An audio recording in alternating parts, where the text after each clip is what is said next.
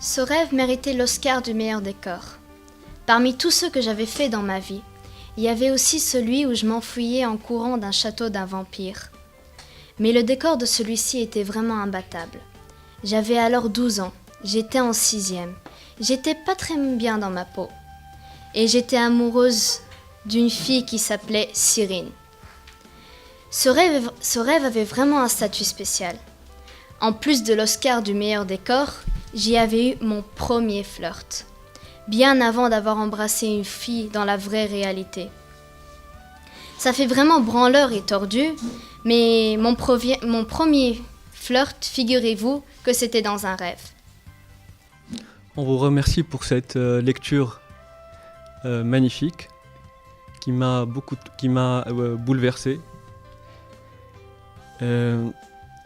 Et en fait, tu as fait un très bon choix parce que je me suis rendu compte que c'est l'un des passages les plus positifs dans le roman, parce que c'est un roman qui est assez sombre, qui va au fond des abysses, et ce passage est vraiment le passage qui porte l'espoir.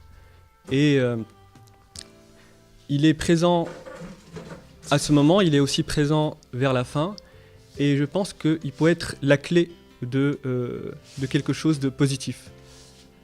Parce que le roman pourrait nous faire croire qu'il n'y a rien, qu'il n'y a pas de moyen de s'en sortir, mais c'est ce passage en réalité qui est la clé qui pourrait être la clé positive de tout ça. Donc je vous remercie, je te remercie pour cette belle lecture. Donc, chères toutes, chers tous, sachez d'abord que je suis heureux d'être ici à Sousse parmi vous pour présenter mon deuxième roman, Les rêves perdus de Leila. Je dois cela grâce au formidable travail de Walid et celui d'Aurore et du relais culturel de Sousse, et aussi grâce à votre présence. في إطار تغطيتنا لتوقيع كتاب لي غيف بيردو دو ليلى للكاتب محمد حرمل، شد انتباهنا بنوتة صغيرة ألاج دو 15 اسمها كنزة خروبي. شفنا اللي هي عندها عطاتنا بريزونتاسيون صغيرة للكتاب، حبينا نسألوها كنزة شنو الحاجات اللي خلاتك تحب تقرأ الكتاب هذايا، شنو هي الفكرة عليه في عمرك انت، فما دي جون كيف كنتي اتاشي برشا بالانترنت وتسكي يعني لي جو حاجات، شفناك انت تقرأ في الكتاب هذايا وانتريسي بيه، تحب تحكينا شوية علاش انت هكا تحب المطالعة، شنو الحاجات اللي تشد انتباهك للكتاب. كنزة احكينا شوية عليك. Donc je m'appelle Kenza, je suis en 9e année au Collège des Élites de Sousse. J'ai commencé à lire ce livre, au début c'est Aurore de Gois, responsable du relais culturel, qui m'a proposé de lire ce livre et de le présenter donc ici au centre culturel. Et donc au début j'ai commencé à lire simplement pour présenter, mais au final ça m'a plu. C'est-à-dire j'ai beaucoup aimé la façon de son écriture, la légèreté de sa plume, et comment il arrivait à parler de choses ridicules et simples, mais d'une façon que... C'est-à-dire on a l'impression que c'est vraiment réel et c'est ce qu'on sent, quoi. En parlant du rêve, Nietzsche a dit dans le sommeil et le rêve, nous refaisons encore une fois la tâche de l'humanité antérieure. Mais je crois, je pense profondément que ça a beaucoup à voir avec l'enfance. Je pense que dans l'enfance, on retrouve justement cet état d'humanité, de cette hypothèse de l'humanité antérieure. Quand nous rêvons, nous redevenons comme des enfants éveillés.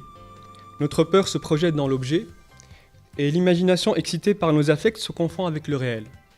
L'obscurité devient ténèbres, les ombres se peuplent de fantômes, d'ogres et de monstres. Et les architectures se transforment en dédales maléfiques. Les femmes aimées deviennent des créatures angéliques étranges. Moi, quand j'étais enfant, je me rappelle que quand il faisait noir, dès qu'il faisait noir, les vêtements devenaient des monstres, les armoires, l'obscurité dans les armoires, ça devenait des choses maléfiques. Et ça a disparu, peut-être petit à petit, ça n'a jamais disparu tout à fait, mais avant c'était très présent, et dans cet état de veille, on se comportait comme si on était en train de rêver. Pour finir, donc pour finir avec une tonalité positive, une fois, dans un entretien, on m'a posé une question, on m'a dit, alors finalement, est-ce que ce que vous dites là est très sombre? Est-ce que la machine broyeuse de rêve, finalement, elle a triomphé parce qu'on ne peut pas l'atteindre et tout? Alors quelqu'un d'autre a répondu, à ma place, il a dit, le fait que je sois arrivé à écrire ces deux romans, c'est un combat contre cette machine broyeuse de rêve. Ça veut dire donc du coup, j'invite tous ceux à mener ce combat contre la machine. Ça peut être le système, c'est les codes rigides, le système, les coutumes, certaines manières de percevoir la religion et tout. Et je vous remercie. إذا مشاهدينا نوفي حلقتنا اليوم وتغطيتنا لحفل توقيع كتاب لي ريف بيردو دو ليلى للكاتب الشاب محمد حرمل، وإن شاء الله مرة جاية نعدوكم لتغطية أخرى. وبالمناسبة هذه مرة جاية باش نغطيو حفل توقيع كتاب تحت عنوان ديفا للكاتبة جنان شراد. مشاهدينا نشكركم على المتابعة وإلى اللقاء.